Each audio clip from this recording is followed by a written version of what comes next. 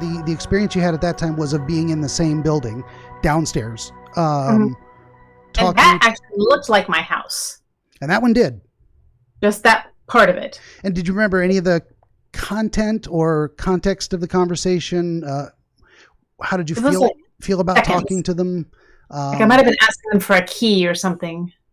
If they had the key, or they might have needed the key. How did they get in? It was something like that. Okay.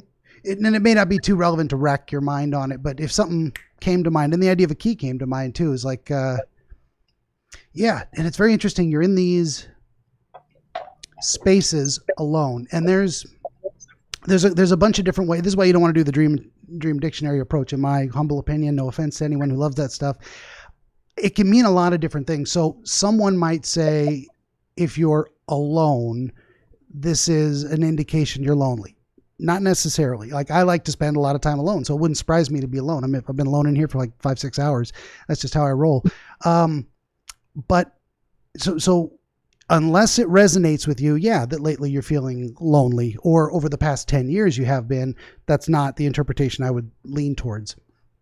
Other suggestions I would have about it is the idea of how you conceptualize your efforts. And what I mean by that is the idea of, I think of projects I do, and it is me deciding to do it, me putting in the effort, me that created the result. So in a very real physical way, I am alone completely through that process, unless I'm working on it with someone else. So if you do have to make a lot of your own decisions, have to initiate and follow through on a lot of your own plans and create results independently, I don't know if any of that is resonating with you about this journey you seem to be going through repeatedly. A little bit. Yeah, I think just with your work up until the last probably year or so, I felt very lonely. Okay. And I had to do everything. Like, all the house stuff was me, like 100%. You know, that might have been part of it.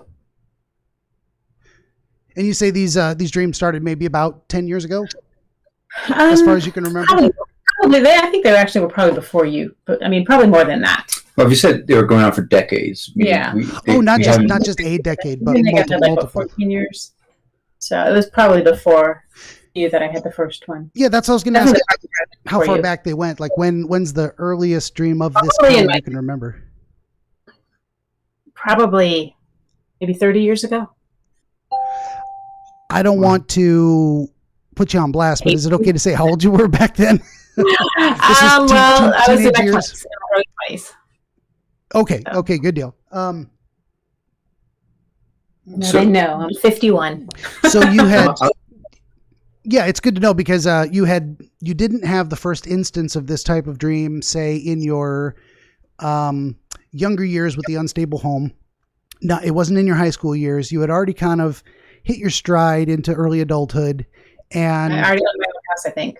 And you already owned your own home at the time, and then there was this house that you're dreaming about, or similar. Or that was that house. It was the first house I bought. Was that one? And was the first dream of this kind about that house?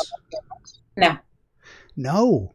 Do you remember what the first one was about? How it was different? Was that the spaceship one? Or? No, the first one was probably the attic one. Like climbing up, and that had that same kind of attic dream a few times. Okay. So the spaceship I've only had once. Yeah, and that's interesting too. Has there been a progression in how these reoccurring dreams have changed? Like, was it the attic until it was a spaceship, and now it's the house, or do they mix and match sometimes?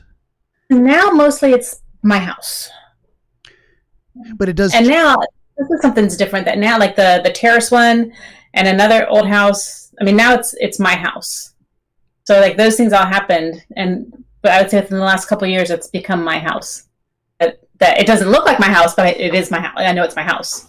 So over the years, it has come closer and closer to finally becoming where it's almost always you in this space that you own, and it's your house. I think there's something in there too. It's like there's also there's the way you perhaps conceptualize responsibility and following through and achieving results and There's something about, you mentioned, maybe feeling a little lonely in the recent past, which if the dreams go on longer than that, it's not going to necessarily be that, but that will influence maybe how the dream expresses itself.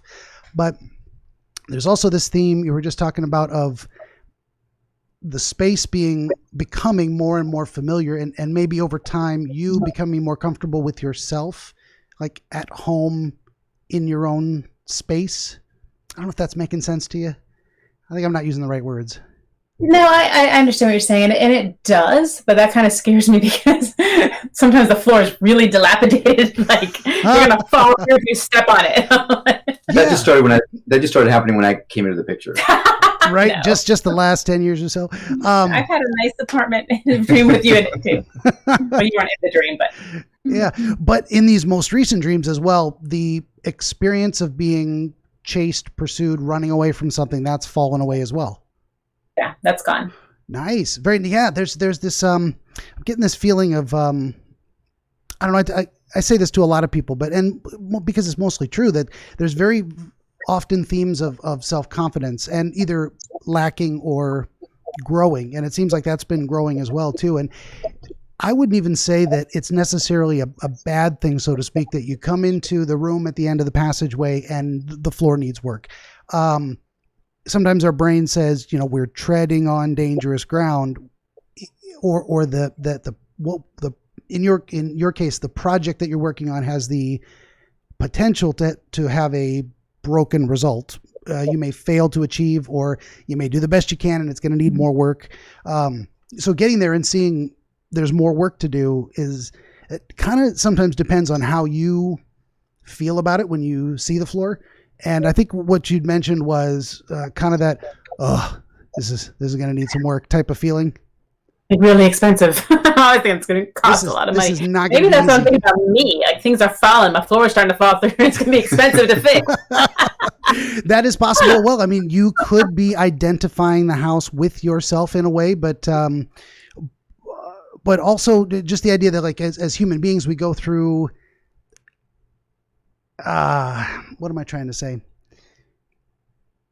In some ways the work is never done, but that's not what I mean. It's like there's variable results of our efforts, and sometimes we doubt our ability to produce a result that is pristine. And so in this sense, your dream, the most recent dream where you're in a very beautiful apartment, to me is speaking to that idea of your self-confidence and your ability to achieve not a satisfactory result, but a result you're really happy with.